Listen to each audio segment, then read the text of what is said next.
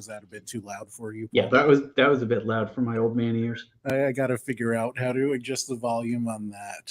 But it is Sunday. You're watching RPAD TV. I'm joined once again by the excellent Paul Semel. Today we're going to talk about Ms. Marvel, the latest superhero series on Disney+. But before we get to that, in my mission to immortalize all of Paul's stories, oh God, last time we talked about Gary Busey, a dog, a brush, and cocaine. Oh, right. Today I want to hear about the time Gary Busey wanted to fight you. Okay, well, let me be very clear about this. When you say he wanted to fight me, I don't mean he was angry at me and wanted to beat the crap out of me. Doesn't matter. He wanted to spar with I think they're called Kempo sticks. Kemto? I'm not sure. They're sticks. I interviewed him for Maxim. I went to his house in Malibu. This is where all the dog stuff happened. And when we were talking, he mentioned wanting to spar with me and all this stuff. And I was just like, okay. And then he said, I know 44 places on the human body that would make Hitler cry. To which I replied, moving in closely, Gary, Paul, friend. Paul, nice. Don't hurt Paul. I could absolutely picture Gary Busey saying, yeah, I know 42 places where... Yeah. Well, and the funny thing is, before I went to go to the interview, I told a friend of mine, I go, look, if I don't make it out, tell my mother I love her. And I was being half serious too. And he was like, okay. So, but I made it out alive and yeah. Did he just drop it after you? Yeah. I just after that, I just kind of asked him something else and he didn't pick up the stick anymore. So I've been using a Norm Macdonald question to transition awkwardly out of things. Okay. I think he was on Conan and he was on the bench. His interview already happened and he was interviewing some famous, beautiful woman. And then all of a sudden Norm Macdonald interjects. Let me ask you this. Have you ever thrown a prostitute off of a bridge? So that is my go-to awkward transition question. Okay. It no. works. Yes. And the answer is no. It works for absolutely nothing, which means it applies to absolutely everything. Yeah.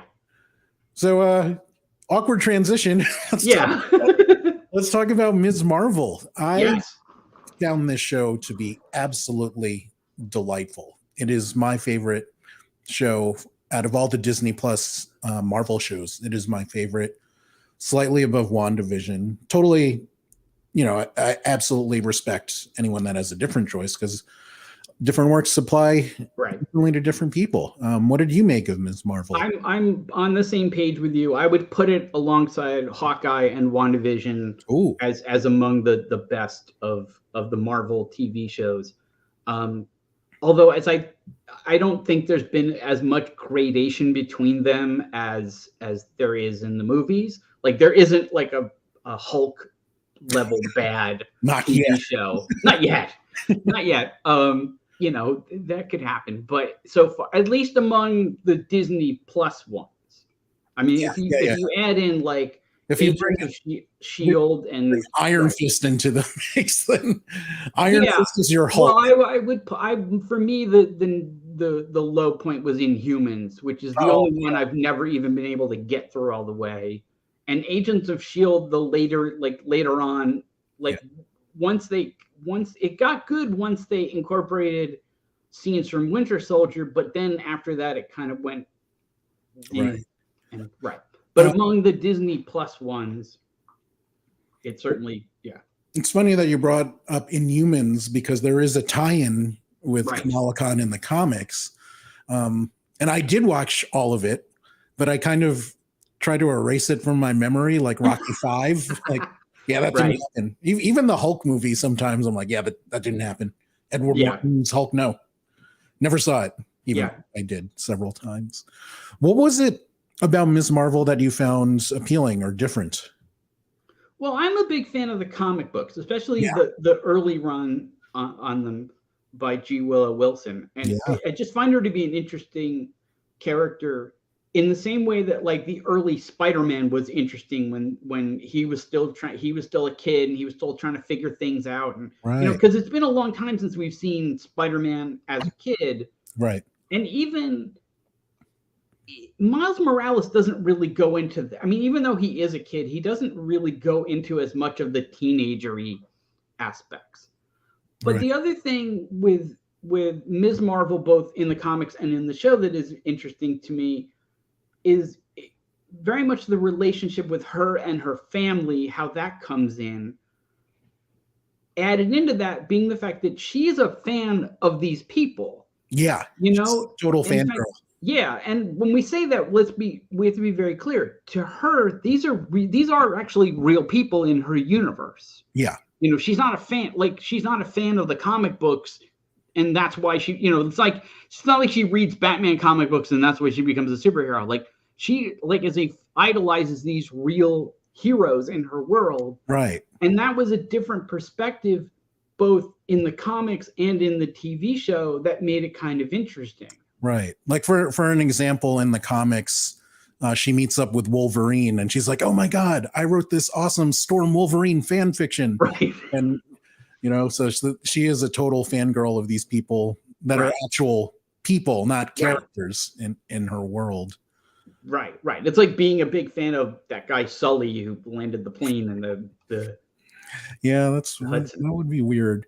But you brought up the G. Willow Wilson comic books, and those are some of my favorite in the last decade, maybe 2 decades. Like her first 30 or so issues were just phenomenal. Some of my favorite storytelling ever in not just comics. So I was so excited to see her creation come to life. She created it with a Marvel editor, and the Marvel editor actually worked on the show as well. And I don't know, for me, Kamala is the most identifiable MCU character, which sounds funny to say, like, I identify with this, Pakistani American high school girl. But, who else am I going to identify with? Like the billionaire genius inventor, the guy that was in Cube for 50 years, that's really good at shooting arrows. But what I mean by identifiable is that in many ways, family is an important part of the comics, and more so in the show. Yeah. And her growing up as the children of immigrants, parents and their children always have the generational gap. But when you throw the cultural gap on top of that, it makes the relationship more complex. So that's something I really identified with. When she goes back to Pakistan in the show, the way her cousins teased her about being an American-born confused Desi, that's similar to how some of my cousins treated me when I would go back to the Philippines. Like, I wasn't really a Filipino, but then in America, I'm not really an American either. Right. So, those kind of things, no other MCU character is like that for me. So that's something I absolutely loved about the show. Right. I don't have that as a white guy of European descent, removed by like multiple generations.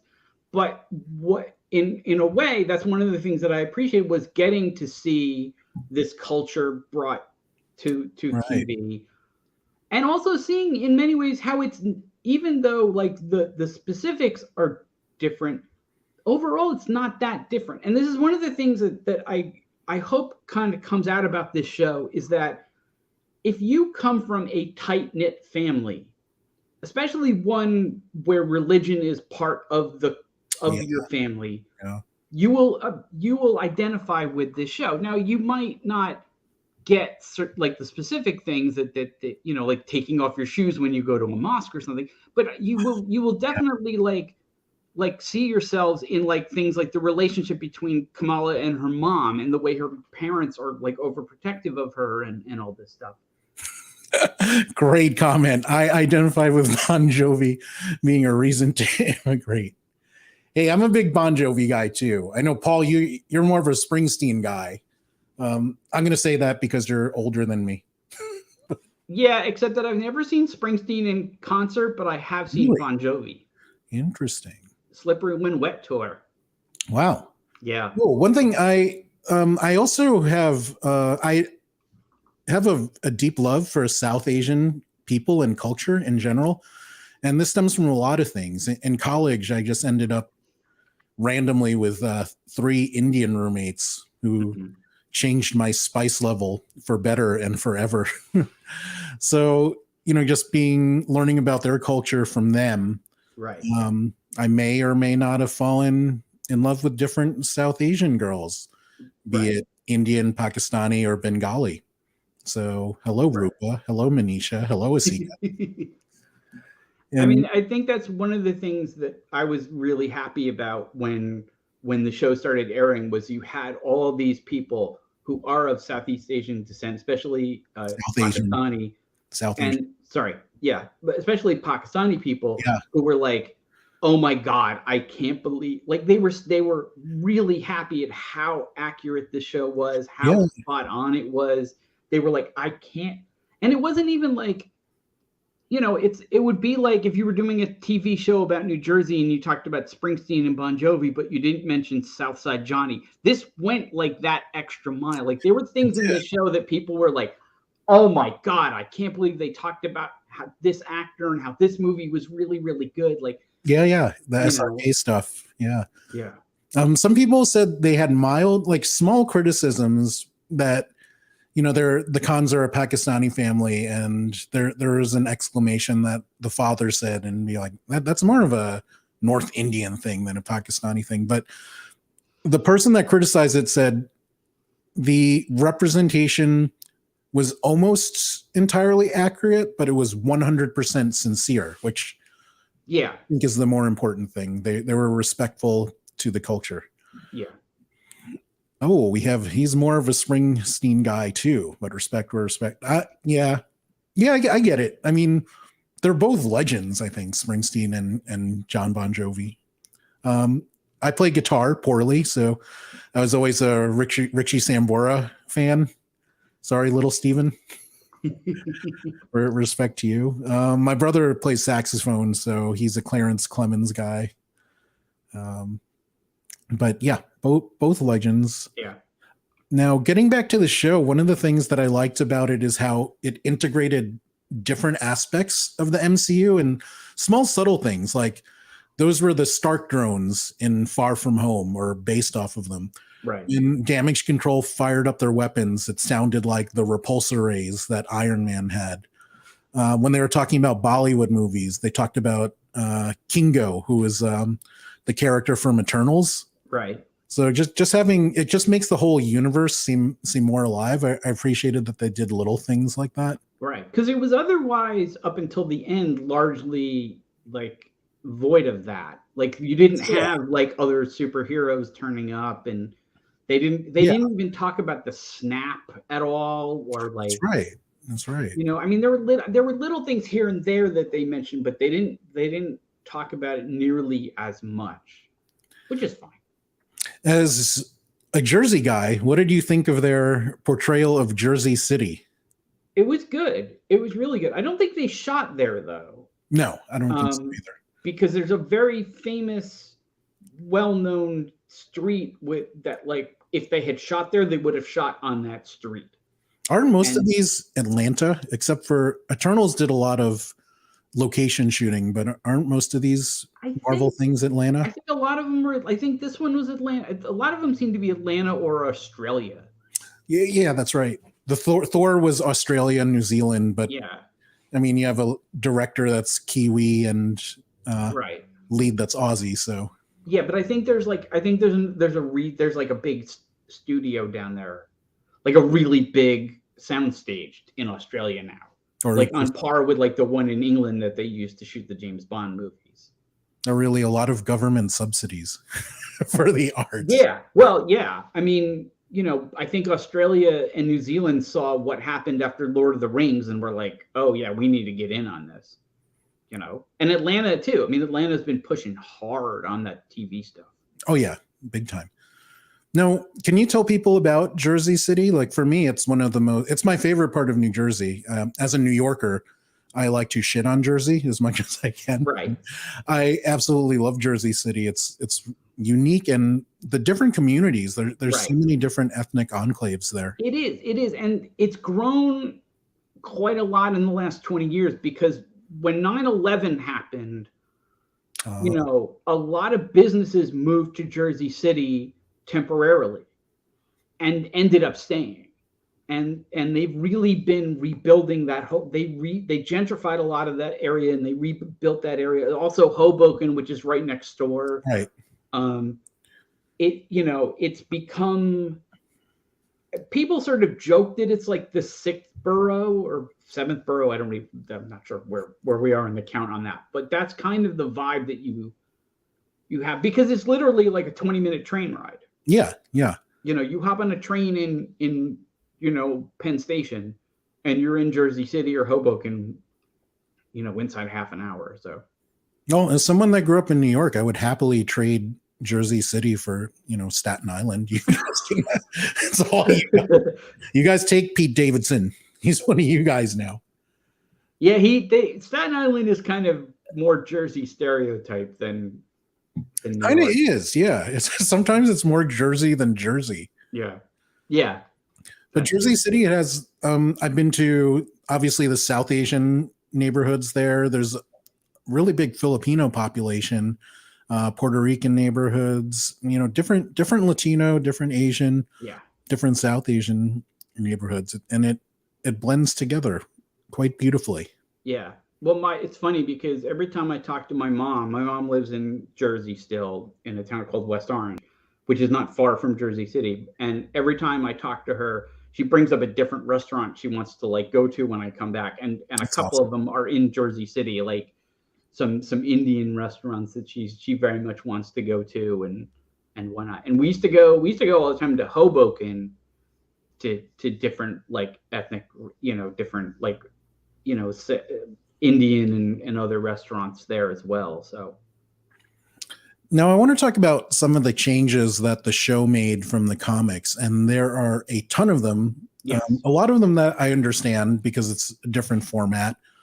A lot of them because, you know, you don't know if you're getting a second season, so you try to integrate as many elements from the comics as you can. But some of them I'm like, hey. So what are some of the changes you observed, liked, didn't like? I wouldn't say there was any that I didn't like. I mean, obviously the origin of her powers are very different. Yeah. To a certain extent, her powers themselves are also, I mean, they are different, but they kind of have the same effect. Like in the comics, she's very stretchy. She can make her hands big and her arms big. And in this, it's her whole body big. Yeah. Right. And in this, it's more like she makes like an bioelectric version of her arms that stretch out. So it's kind of 6 of one, half a dozen of the other. I'm assuming that's because they're going to do the Fantastic Four and they don't want to have people be like, oh, he's just like Ms. Marvel. What the heck? You know, which did kind of make me wonder like how they got away with that in the first place.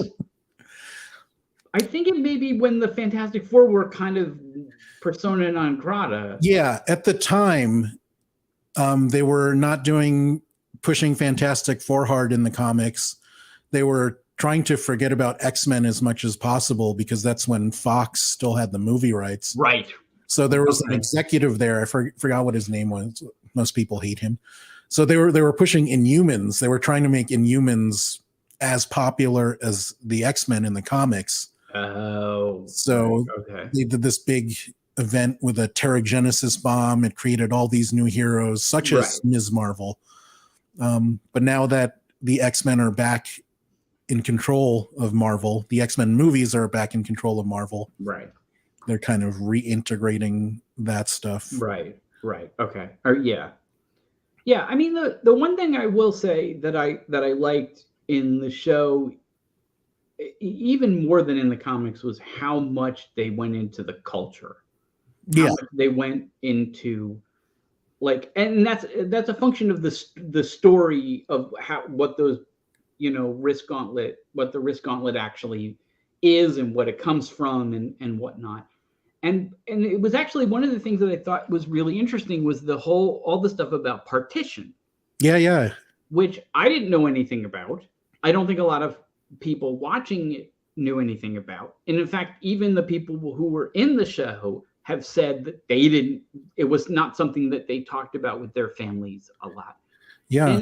And I don't know, did you watch the Watchmen show on HBO? Yeah, absolutely. Okay. So for people who didn't, one of the big things in the Watchmen show is they talked about this race riot in like 100 years ago in Tulsa, I think. Yeah. The Black Wall Street? Yeah, Black Wall Street, which was this thing where there was this street in Tulsa. It was full of black-owned businesses and restaurants and stores, and it was like this little enclave, and everything was really, really great. But then something happened. I assume a black man looked at a white woman funny, and racist went beat the crap out of him. And when it was all over, the entire street was burned to the ground. All these people were dead. Like, it's, and the weird thing was that nobody really ever talked about it afterwards in a public way. And this show brought it to light for a lot of people. And now you hear people talking about it all the time. And I feel like that's I don't know whether they took influence from that, but it seemed like with the partition stuff, that was the same kind of thing where like, here's this fucked up thing that happened. It relates to what we're doing. Let's integrate it. And I thought that was really cool. We have a comment from Larry who said, agreed. Oh, hey, Larry. Culture representation was great. I'm happy you feel that way because there are a lot of people, a lot of Americans that do not. And yes. that disappoints me. Yes. I do wonder that you brought up the comparison to Black Wall Street. I do wonder if British people, kind of ignore partition or their whole history of colonization, that, they were terrible to a lot of people for hundreds of years. Yeah. I'm a big football fan, and there's a lot of resentment for football teams that are owned by what they call oil states, like my team's owned by the United Arab Emirates for all intents and purposes. Okay. So people are like, there's just, dirty oil money, whitewashing. And then when I say something, I don't fully mean it, but I go, yeah, but you guys exploited their country for oil for hundreds of years. And you're angry that they're exploiting soccer. Right. Like, come on now. But you do tend to forget history. I mean, partition wasn't that long ago. Wasn't like 1940s or something? Yeah, it's somewhere in there. Wait, that can't be right. I'm gonna look that up. It wasn't like 100 years ago. I know that. Oh, 1947. Okay, there you go. Jeez, that's not very long ago. Well, it's 70 years. Right, but if you're 20. Sure, but in the history of man, it's like, well, no, in the history, in the history of the universe, like we're a mere blip. But it's kind of like comparing that to America, like our history of racism, segregation, slavery, not that long ago. No, I think people forget how recent that was. Oh yeah. Well, some people want you to forget how recent it was. Yeah. Let's bear that in mind. So let's move back to the changes. Okay. We talked about changes in powers, which I think was more of I think there's a budget aspect to it too. She can't be getting big and stretchy and all that every episode. The hard light is easier to do. Yeah. And I think it looks cooler, even though I miss the stretchy powers. The pacing is also very different. There's so many things that they crammed into 6 episodes that don't happen until like issue 25 or issue 31 in the comics. Like Amira and Taisha are already engaged in the show in episode 1. I don't think she comes up until like issue 13 or something of the second series. She doesn't go to Pakistan until well into the series, but here it's like episode 4, was it, or that she goes to Pakistan? Right. Yeah. Well, I think a lot of that is a function of the fact that this is setting up things. Yeah. In Captain Marvel 2, the Marvels. Right. I actually don't even know if that's the name or not. The Marvels is it just the Marvel? Okay. And I kind of, it's funny because I was sort of wondering if they were like originally just going to be like, okay, we want to have her in the Marvels. Well, we can't just sort of throw her in there, and we can't like explain her like in 2 seconds. So what do? Oh, right, we do the TV show. Right. You know, and I think that may be why there weren't like say 10 episodes or 12. You know, that they were just like, okay, this is her origin story. We can't do a movie, so let's do a TV show. And then like the people were like, okay, how do we explain this? And okay, there we go. And then they figured it out. So I think that's why a lot of things in the comic got crammed into this first season. But I didn't have a problem with any of that. Like, you know. Right. But I mean, there are some of the relationship aspects that didn't get the breathing room in the show that they did in the comics. They did a great job with the family aspect, but I don't think they did as good a job with the, you know, the relationship between Kamala and her fellow students. You know, Bruno's in love with her, but right in the comics, Bruno has been in love with her since the 2nd grade, and you don't get that sense of history. I'll go into spoilers territory, but in the comics, Bruno's mother had a drug problem, so he goes on to live with his grandparents. And the first time Kamala, actually it's both parents and Kamala meeting Bruno for the first time, he's just new in the school, and they're like, "Oh, what's that smell?" And the teacher's like, "Oh, we have this new student, Bruno Corelli. His mom had a drug problem, couldn't take care of him properly. He just moved in with his grandparents." But we don't know. It was a school trip day, and they were like, you know, his fees haven't been paid for. But Mr. Khan was like, we'll pay for the boys' fees. It's okay. And Kamala's mom asks Kamala to go talk with Bruno, and she's like, "No, I don't want to talk to the smelly kid." But then they become friends instantly because he's wearing it was some pastiche of Teenage Mutant Ninja Turtles. That shirt he was wearing, and they bonded over that, and they became besties ever since. Yeah. Zoe Zimmer, who in the comics, she's like a stereotypical vapid cheerleader and who's hiding something, but becomes one of the closest friends in the group. I liked how they made her more of a social media person instead of a cheerleader. She's a clout chaser, essentially. But I felt they weren't using her right until the last episode, where she said something like, "Well, you know, Kamala can tell her secret when she's ready. That's why I didn't say anything," which is alluding that she herself is a lesbian that is in love with Nakia, which is where I hope they go with that in the show. Sorry, coffee sipping. Yeah, I don't think any of that's going to come up in the movie. But if they do a second season of the show. Yeah. And of course, there was the big reveal in the last episode where Kamala is a mutant. They played the little bit of that X-Men 97 song. How do you think they handled that? I think that was really interesting. I did not see that coming. And,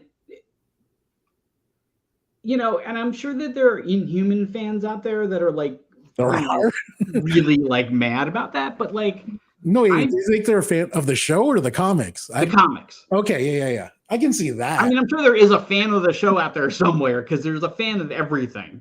Yeah. You know, there's somebody out there that loves the Inhumans TV show and hates everybody for hating it. But yeah, I mean, I thought it was really good. One of the things that I thought was interesting about it was after Bruno tells her this, she says something to the effect of, it's just another label they could put on me. Right.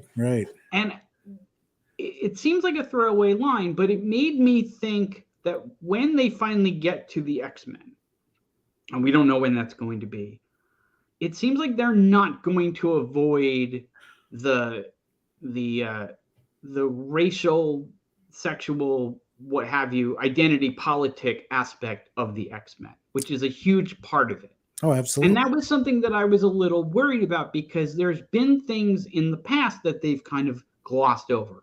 The biggest of which is Tony Stark's alcoholism, which was you know, they never they kind of touched upon it in the second movie, but not really. Yeah. You know, they never, it was always just like, oh, he's drunk and messing around in the Iron Man suit. They never really went like, oh no, he's an alcoholic. Right. And I was a little worried that they might do that with the X-Men, especially given what's been going on in the world, and it would just be easier for them not to. And based on what she said, now I think like, no, they're gonna go with that. They were gonna run with that aspect. So Arnold says, for the Inhuman fans, they got Black Bolt in Multiverse of Madness. They can sit down. Yes, that is a fair point. They did. They also use the X-Men 97 music in Multiverse of Madness too. Yeah. So Feige seems to have great affection for that period of X-Men. Well, there was an interview I read with one of the people, I think it may be the person you mentioned, the Marvel editor who worked on the show, and they asked about Lockjaw, which is the Inhumans dog. Yeah, he's and they said something about ugly dog. Yeah, he's like a big like Irish bulldog with a tuning fork on his head, and the producer basically was like, yeah, if we get to do a second season, we want to bring Lockjaw into it. That would be amazing. You know, and Lockjaw was in the Inhumans show. He was in the show and the comics, and yeah, and so good comic book storyline where Wolverine quickly figures out that she's an Inhuman after she said how she got her powers. Right. So he goes to meet with Medusa to tell her about Kamala. And then they show this panel, the conversation between Captain America and Medusa. He's like, yeah, I think we should keep an eye on this girl, send her some help. Wolverine says she's special. And Medusa kind of dismisses it at first. She's like, yeah, they're all my Inhumans are special. But then Captain America says, like, when a guy famous for not liking people takes a liking to a girl, like right. And this one's a special one. So Medusa sends Lockjaw to watch over her. Right. He just appears in the street one day wearing a sign that says, "Hi, my name is Lockjaw. I love hugs." So Kamala instantly falls for the dog. Right. Yeah, of course. I kind of, the one thing I also thought of based on the way they revealed it in the comments you made is, I don't think that they're going to make her a member of the X-Men. Right. Like, I think that she's just going to be her own thing. It's just, she is a mutant. Right. But she's not going to, she's certainly not going to join the Brotherhood of Mutants, but she's not going to be like one of the initial X-Men. Well, you've brought this up in a few of our conversations that you want to see her as part of a Young Avengers kind of deal. Right. So she would fit in there. Well, I mean, they have Champions, which is the group that she's in. Yeah. And they could very easily do Champions with, you know, the woman I mentioned from Moon Knight, and you know, they're gonna have Ironheart at some point. I mean, the only thing I don't, if they either have to go all ladies with it because all the young superheroes seem to be ladies, or they have to integrate it more. And I can't really think of any young men they've got at this point. Although they have the Scarlet Witch's fictitious children who are in Young Avengers. I don't, you know, maybe you can. Right, but they don't exist in the MCU. They were made up. Right, but you could, I mean, with the multiverse stuff, you can drag people from different timelines now, right, and everything. We have another comment. To me, it seems tacked on so they can start introducing the mutants to the MCU. Yeah, I've talked to a few people that feel that way, so I totally understand that point. I'm not smart enough to know if there's a better way to do it, you know. And the two things where they played the X-Men 97 music are, I think, subtle enough for me. And Kamala just throwing away the mutant label, I think that helps. Yeah. I could be wrong. Yeah, and to my mind, there's a big difference between introducing the idea of mutation and introducing the X-Men. Yeah. You know, what I kind of wonder is whether they're going to tie the mutation into the snap. Whether they're going to say everybody who went away, their DNA got mutated, or everybody who stayed got exposed to the energy and thus got mutated. Because again, we don't know where the hell Kamala was during the snap. I mean, so I don't know if that's what they're going to do, but that could be, because why would there suddenly be this mutation in the world that nobody noticed before? I don't know. Think that's the way they're going. Let's talk about one of the flashbacks to Pakistan where Kamala is, was that her great grandmother? Yes, her great grandmother. They discover the bangle. Yes. You see the symbol for the 10 rings in that scene from Shang-Chi. Right. And the arm is blue, which could be a Kree person. So that could be a tie in there. Right. In the comics, Captain Marvel, the man version, had these Kree negabands, and he would switch places with Rick Jones when he activated the negaband. Right. So that kind of, in the end credit scene when they switch places with Ms. Marvel, with Captain Marvel and Ms. Marvel, as it kind of made me think of that. What did you make of that post-credit scene? Did she transform? Did she switch places? Oh, I read an interview where they said she switched places. Okay. Well, yeah, the same lady producer who we mentioned earlier said that, they absolutely switched places. It's not, Kamala did not suddenly turn into Brie Larson. I'd love that power to turn into Brie Larson. I'd never leave the house. Yes, well, thank you, Harvey Weinstein. Oh, that's mean. We have another comment from Arnold. I think it would be fun so that once the multiverse stuff gets settled, it's like a Mandela effect thing where some people always remember mutants and others don't. I still don't know who will remember Peter Parker from that last movie. Well, I think... Does he still have his social security number? That's the weird thing. I think that people still remember Peter Parker and they still remember Spider-Man. It's just that nobody remembers that Peter Parker was Spider-Man. No, because MJ and Ned don't remember him at all when he walks into the donut shop. Oh, you're right. Oh, okay. So nobody remembers him now. Right, Pete. I don't know. I think the government still wants his tax money. So he must have a social security number. Yeah. I don't know if they say that the only things that are inevitable are death and taxes. So I assume that magic doesn't affect either of those, but what do I know? I think go to Hogwarts. Yes, this is true. That reminds me of the guidance counselor when he's talking to Bruno. This is like the scene where they're like, Harry, you're a wizard. Or like, that reminded me, I had the most useless guidance counselors in high school, and that guy reminded me of how useless they were. I don't know. Is that a universal thing? Because I think so. I don't know. I think the number of really good guidance counselors is way low. Why is that? The good ones are really, really good. I know, but it seems like an important position to have. You're in high school. Most high school students don't know shit about what they want for the future. So a good guidance counselor can really help you figure things out of where you want to go in life, career-wise. I would think, and I'm purely speculating here, that it's because to be a good guidance counselor, you have to give a crap. And let's be honest, like, people take jobs and they don't always give a crap. And I would think that burnout on that job is probably pretty high. So Larry says, in the long ago comics, Spider-Man could never cash checks. Maybe they're going to bring some of that back. Interesting. Yes, that wouldn't be very interesting in a Spider-Man movie. But who knows? I don't know. And Jonah Jameson can, yell at him for Spider-Man for evading taxes. Yeah, that's true. Uh-oh. Arnold says, I'm tempted to claim exempt because no one remembers. Okay, fair enough. Now, Ms. Marvel has gotten incredible ratings on Rotten Tomatoes. Yes. It is, last time I checked, it's the highest rated TV or movie from Marvel out of everything they've done since the MCU started.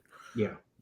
But it's also been highly criticized. There seems to be, I can understand that some people don't want a show with younger characters. Totally acceptable. I can understand that some people, for whatever reason, are not interested in female characters. But then there are some people that don't like it because she's a girl and she's brown and she's Muslim. And I don't know, that seems kind of weird. I was chatting with our friend Marcus Beer yesterday, and he says, yeah, a lot of people love it except for those Americans in the Midwest. Yeah, I mean, look, the reality is there are fans of Marvel stuff that are racist and sexist and other stupidities. Although the thing that I said this to you the other day, we were about talking off camera, is that one of the things that we're also seeing is just people using pop culture as a way of pushing their racist agenda. You know, one of the first negative comments that I saw about this show in that realm was somebody who said, oh, of course Disney had to make her a Muslim. That's the dumbest shit I ever. Yeah, and that was the thing. Like, everyone's reaction to that was like, what are you, an idiot? But it dawned on me very quickly, like, oh, this is not a comic book fan who's also Islamophobic. This is someone who's Islamophobic and is using the, this space to push this, I think. And I think that's one of the things we're starting to see more and more is people using pop culture as a way to sort of get their racist views out there, because they can then say like, hey, you're Islamophobic. I mean, they don't say it this way, of course. You're Islamophobic too. Come join my group. We're against Islam, and right. So Larry says racism has been around forever and is not going anywhere anytime soon. You are very sadly correct. Yeah. I've actually tried to converse with people that don't like the show, and there are a few times where I've gotten totally understandable answers. Like, I don't like young adult kind of shows. Totally get that. Fair. Totally understandable, reasonable. It very much skewed young in its presentation. Right. But I think it got more universal as the show went on.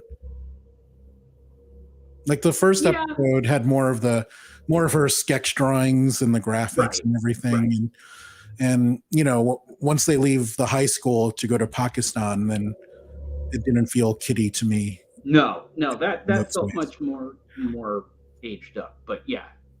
Oh, two things I forgot to bring up. Have you ever been to a South Asian wedding of any kind? No. Okay, I've been to a few. Most of them are at least 4 hours.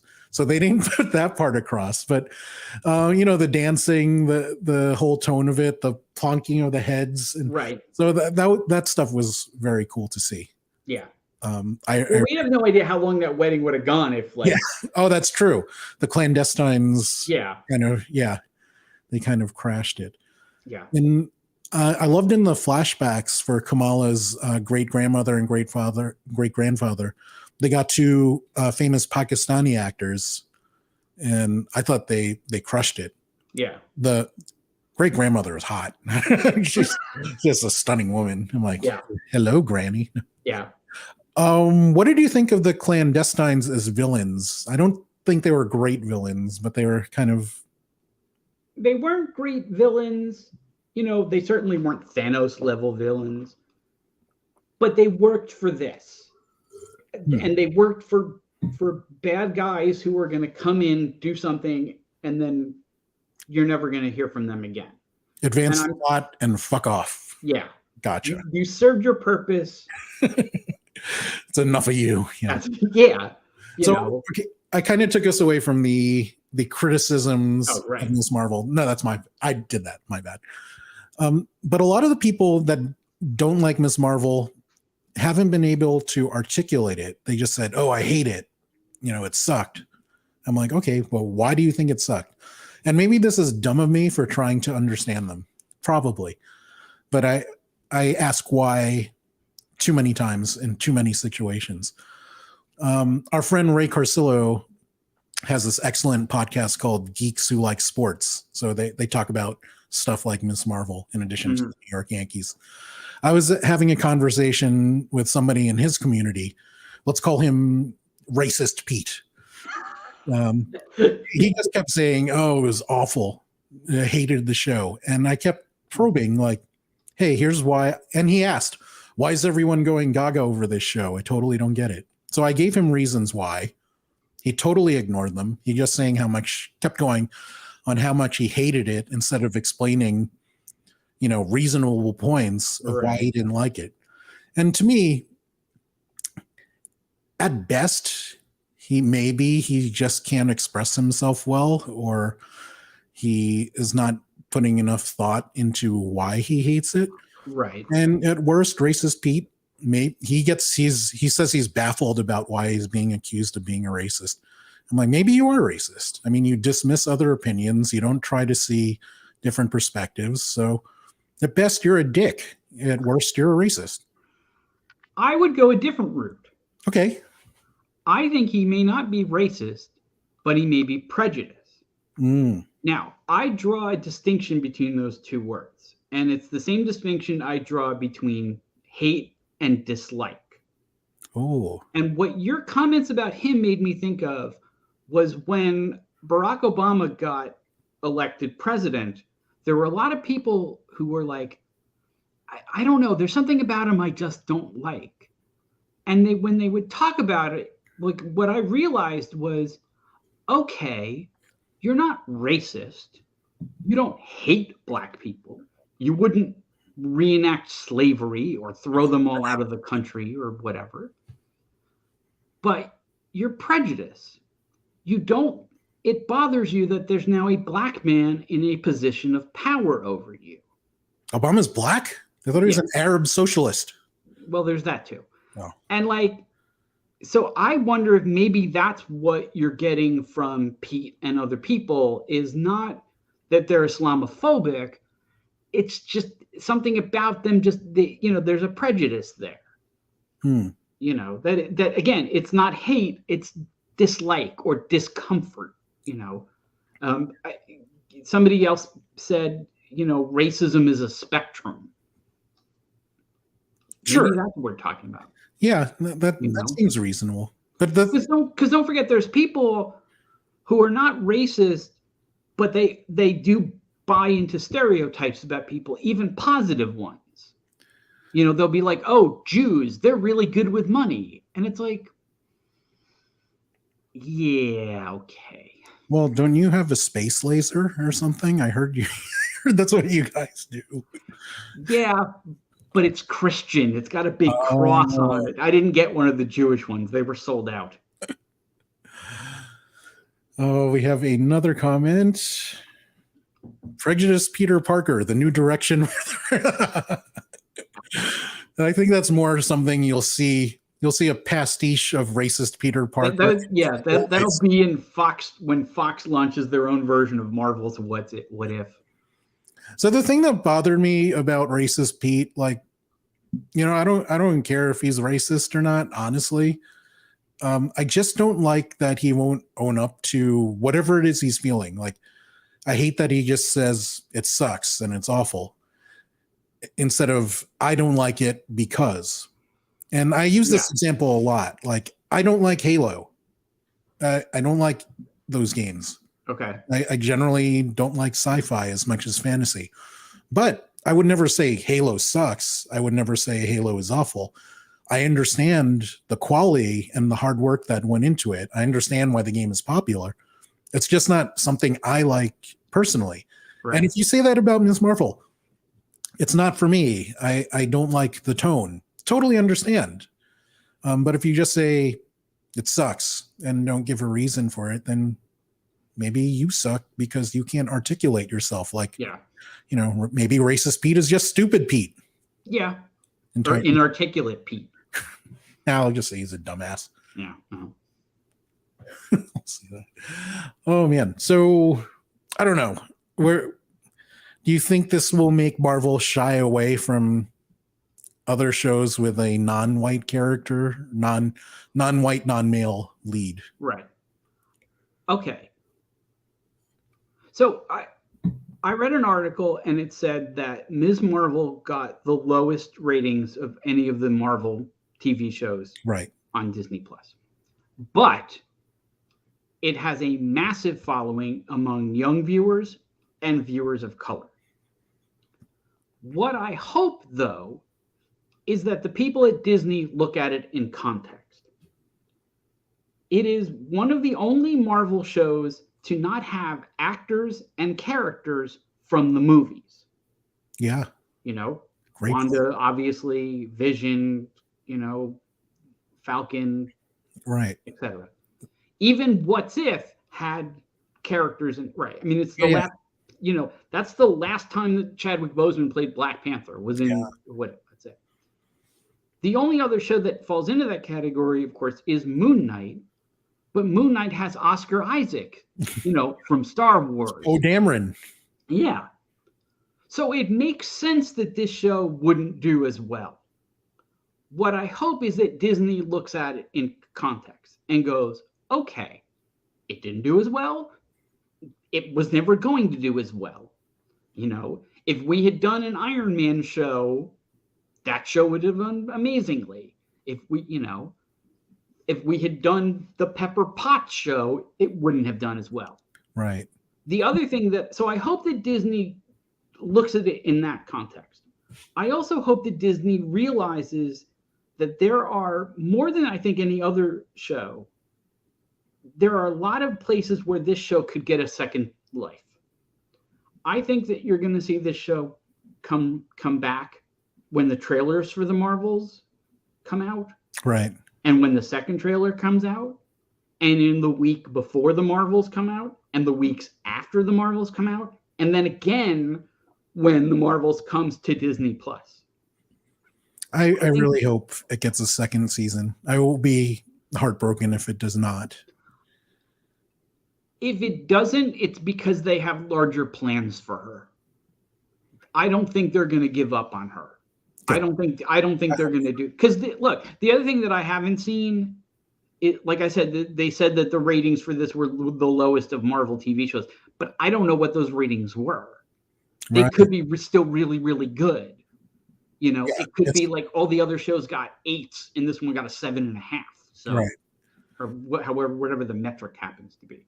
You know, I mean, that's kind of the problem with streaming like that. Yeah. Well, with any, you know, you can say, oh, Halo 4 is the lowest rated Halo, and it's like, okay, but the reviews were 8.5 as opposed to 8.7. So, and Marvel does have other female shows coming up. She-Hulk, female, green. Right. Oh, there goes. She's still white, but Ironheart, female, African American female. Right. So, I don't know. What do you think of people who think that, who accuse Disney of forcing diversity? I don't care. I really don't. I mean, you want to be archaic in your thinking, fine, go right ahead. You know, there are a lot of people out there who want to see these characters, who want to see this stuff come out. Right. You know, and it makes for good comic books. And think, look, some of my favorite comics of the last 10 years are the ones where they took a male character and did something, and now it's a female character. Ooh, you know, example, please. Jane Foster Thor. Jodie Foster, yeah. Thor can't wield the hammer, and suddenly there's Mighty Thor. Wolverine is too old to be Wolverine, so his daughter takes over as Wolverine. Miles Morales. I mean, there's I think there's like others. I'm just drawing a blank on them now because we're in the middle of this. But I don't think they're going to end this, and I think there's going to be. Look, they just had 2 movies in a row where the main character was a white male. They're not giving up on white people, And the reality is, and I say this as a middle-aged white guy, we had a good run.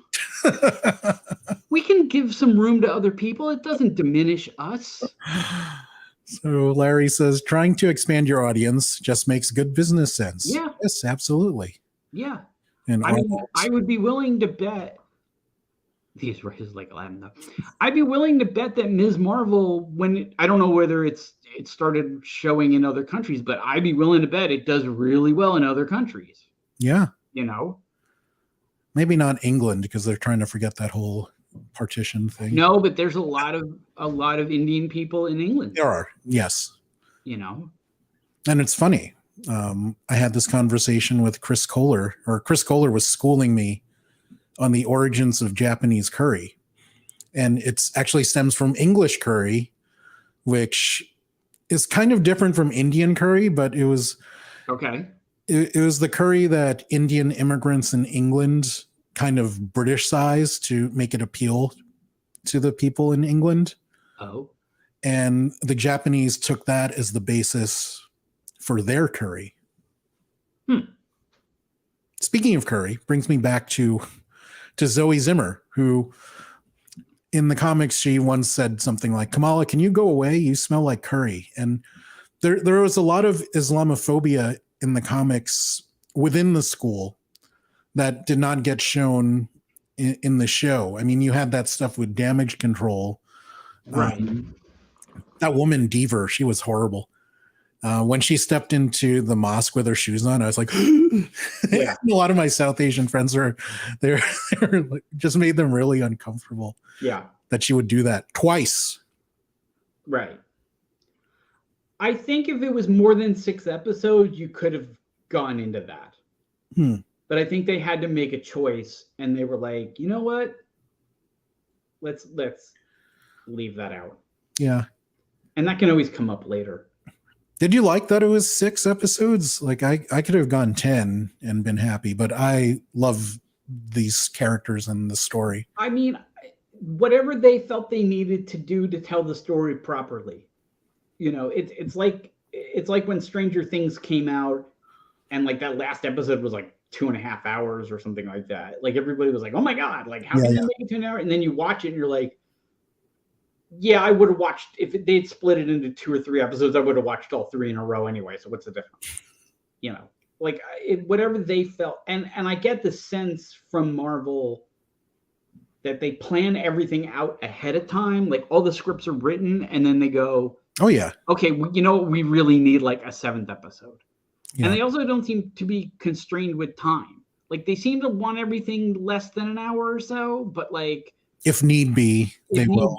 Yeah, it's not like network television where you're like, you have 42 minutes and right, you got to make hard choices. So I was fine with that. Now that Ms. Marvel is done, how do you think Phase 4 is shaping up? There's a lot of elements that could be going in a number of different ways. Does it make more or less sense to you now? It doesn't change anything. I still don't know where it's going and whatnot. I mean, it seems like they're kind of setting up a new Avengers team, but maybe not.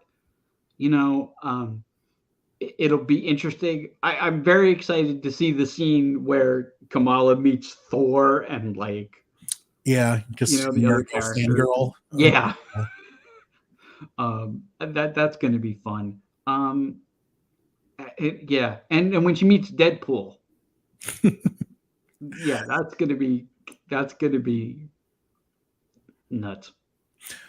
When we were talking off camera last week or something, I got the sense that you did not like Kamala's brother, or as a character.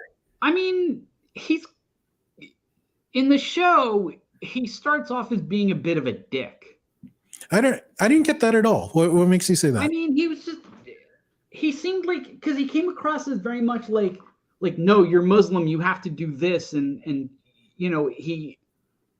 Like you talked earlier about like people, like when you're American born and you go back to your family's country and like they look at you as not really part of them. Like I felt like he kind of gave across that vibe. And it's why when they got to the scene where everybody was on her side in her family, I was a little surprised that the brother was like, yes, cool, do this.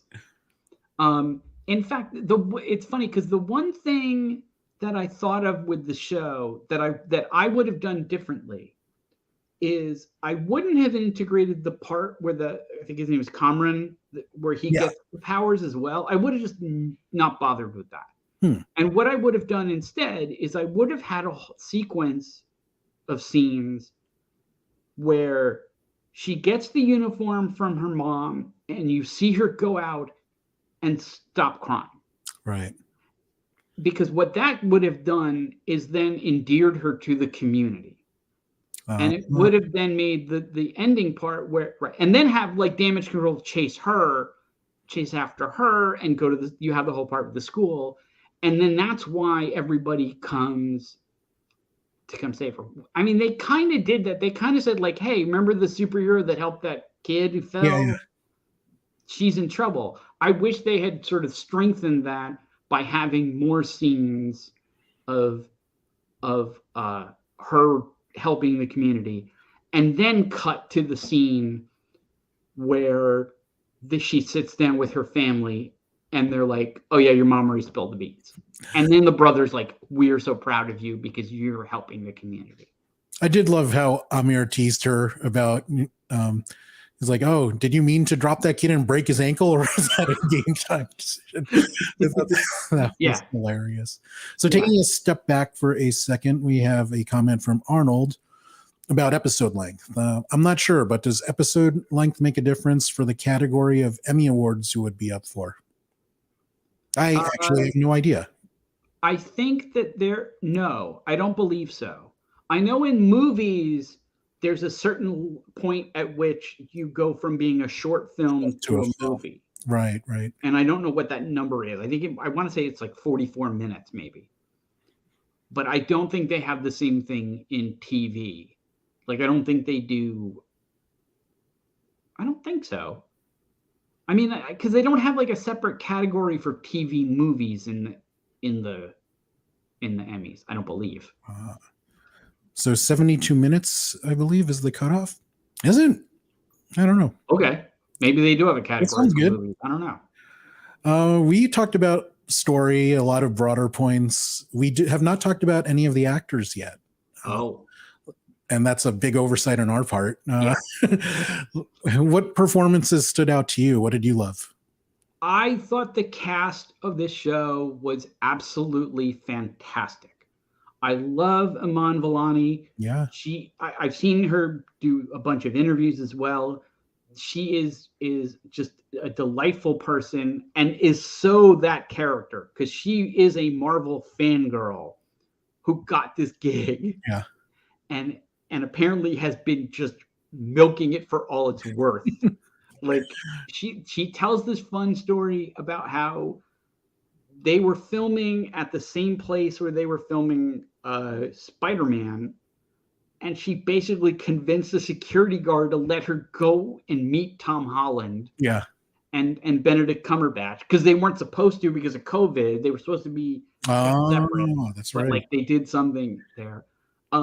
I thought all of her friends were really, really good. I thought her mom, the woman who plays her mom, was excellent. Both parents I loved. Yeah.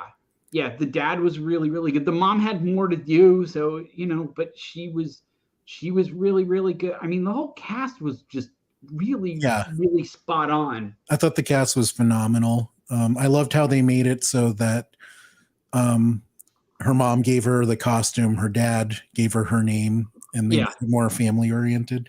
I loved Amir. I thought he was a great character.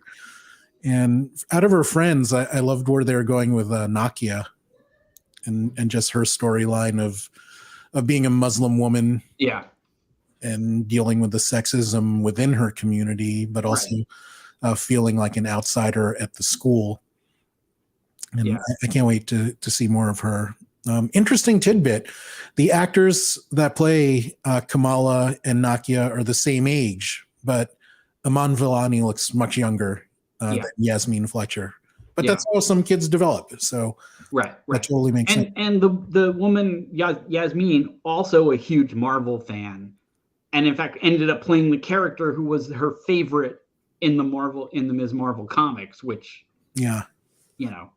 I love that character, and especially seeing how Zoe and Nakia, how their relationship develops. It seems like they're going in a similar direction in the show, and I hope it becomes its own thing. But I love how their relationship evolved in the comics. Yeah, it'll if they get a second season, I think they'll integrate that stuff. I don't think that'll be in the movie. No. One of the big differences was Kamran, who you brought up. In the comics, he's just a bad guy, straight up. Right. And here they made him very different, where you don't know where he's going to go. Maybe he will. He showed some signs of Breaking Bad and being too aggressive. Maybe he'll go that way in the second season. Maybe not. Yeah, I thought that's where they were going when they had the confrontation outside the school. And like he went to do stuff and Kamala stepped in. Yeah. I thought there was going to be that kind of confrontation, but they kind of went different with it. And with Red Dagger, I think they went in a different direction too. If I remember correctly, he's not part of this ancient order that, battles the clandestines. Right. He's a dude that learned his moves from watching YouTube videos. If I remember correctly. I could be remembering that wrong. Right. But I think and in that respect, he's more similar to Kamala in that they're just kids trying to figure out this hero stuff instead of being part of this ancient order. Yeah. Yeah. It's funny because I one thing that I also think I would have really liked is, the scene outside the school. I thought it would have been kind of interesting if they had panned back and you saw two established Marvel superheroes standing on the roof, and one of them says, "Should we help her?" Right. And then the other one says, "No, she's got this." And I was thinking, like, it would have worked really, really well with Wong and Doctor Strange. Like, if Wong had been like, "Should we go and like help her?" And I don't know. Like, nah, she's got this. Dude, don't you think they're just being shitty adults at that point? Like, there's this high school student getting her ass kicked by the feds, and like, yeah, but but I'm saying, like, at the point where she clearly like was beating them, right? Yeah, it could have been like, yeah, she's okay. That's fair.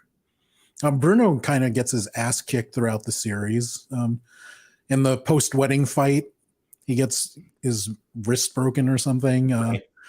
I loved when the feds just smashed him against the window in the high school fight. Yeah. And speaking of that high school thing, one of the criticisms I've heard a few times is that it was too kiddie, like it was too like Home Alone strategy for it to be reasonable. But then I was thinking, you know what? When I was 16, Home Alone seemed totally plausible to me. Right. So I don't know. Do you think that was unrealistic or too campy? I didn't think of that at the time. I don't know. I'm not 16. I don't know what I would have thought to do in that context. I thought it was fun. Yeah. That was one of my favorite things in that episode was that whole like, them running around and sliding under a desk and then closing the thing and like, getting back at these guys. Yeah, I mean, I can see that criticism, but like I don't know. One of my friends said when Kamala told Zoe and Nakia to grab all the softballs they can, and he's like, "See, they're foreshadowing them being lesbians." I'm like, "What?" I don't get that. Yeah. Oh, we have a comment from Arnold who says Doctor Strange doesn't seem like the type of guy to hang out in Jersey. 100% agree. He's a Greenwich Village snob. Totally don't agree. I'm sure that he goes to Montclair, New Jersey to go to the Montclair Book Center. I'm sure he goes to Hoboken and goes for Indian food. Oh, no, he wouldn't have to go for Indian food there. He could just go to... He lives in Manhattan.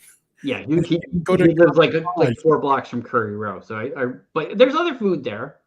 Yeah, I don't know. I'm with Arnold on this one. No, but I mean, I think in that context, they would have seen something happen. They would have felt the disturbance and been like, "Oh crap!" Like, oh, that's true. Well, yeah, you know what I mean? Like, they're not just going to be like, "Oh, there's something going on in like Jersey," like, right. Now, for context, for people who are not familiar with the geography, you can literally see Jersey City from Manhattan. Yes. It is just a bridge or tunnel away. Yeah. So you could walk there if it wasn't over water. Like, I'm not Jesus. I can't walk well, there. no, I mean the distances. Yes.